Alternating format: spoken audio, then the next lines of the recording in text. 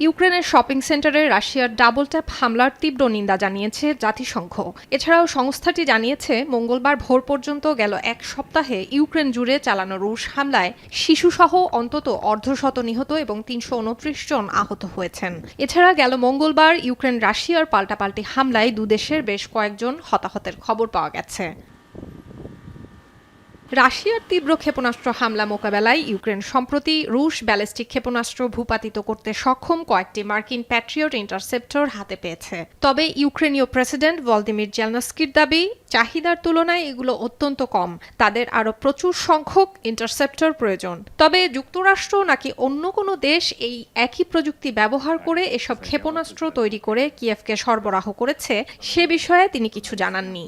Не буду казати, від якої з держав підтвердження кількох систем ППО «Краталь» і ракет до них. І також ми отримали অন্যদিকে ইউক্রেনীয় ড্রোন ও ক্ষেপণাস্ত্র হামলার মুখে দেশের গুরুত্বপূর্ণ অবকাঠামোগুলোর সুরক্ষা ও দ্রুত মেরামত নিশ্চিত করতে একটি জরুরি আদেশ জারি করেছেন রুশ প্রেসিডেন্ট ভ্লাদিমির পুতিন। ইউক্রেনীয় ড্রোন হামলায় রাশিয়ার তেল শোধনাগার, জ্বালানি কেন্দ্র, বড় বড় বাণিজ্যিক লজিস্টিক্স ও গুদাম খাত মারাত্মক ক্ষতিগ্রস্ত হয়েছে।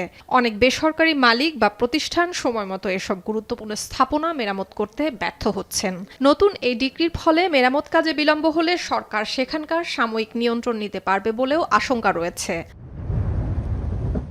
এদিকে কিয়েভ ও আন্তর্জাতিক মানবাধিকার সংস্থাগুলোর অভিযোগ, রুশ ড্রোন অপারেটররা ফ্রন্টলাইন এলাকার শহরগুলোতে বেসামরিক নাগরিকদের উপর স্রেফ নজরদারি নয়, বরং ধাওয়া করে আক্রমণ চালাচ্ছে। রাশিয়ার এমন কর্মকাণ্ডকে তারা মানব শিকার নামে অভিহিত করেছে। সম্প্রতি সামাজিক যোগাযোগ মাধ্যমে আসা বেশ কিছু ভিডিওতে দেখা গেছে সাধারণ মানুষ, রাস্তার বিক্রেতা ও সাইকেল আরোহীদের উপর ড্রোন চক্কর দিয়ে তাদের উপর বিস্ফোরক ফেলে হামলা চালাচ্ছে রুশ বাহিনী।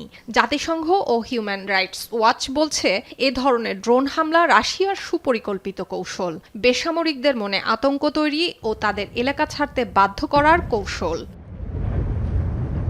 সুলতানা দিনা, এখন বিশ্ব।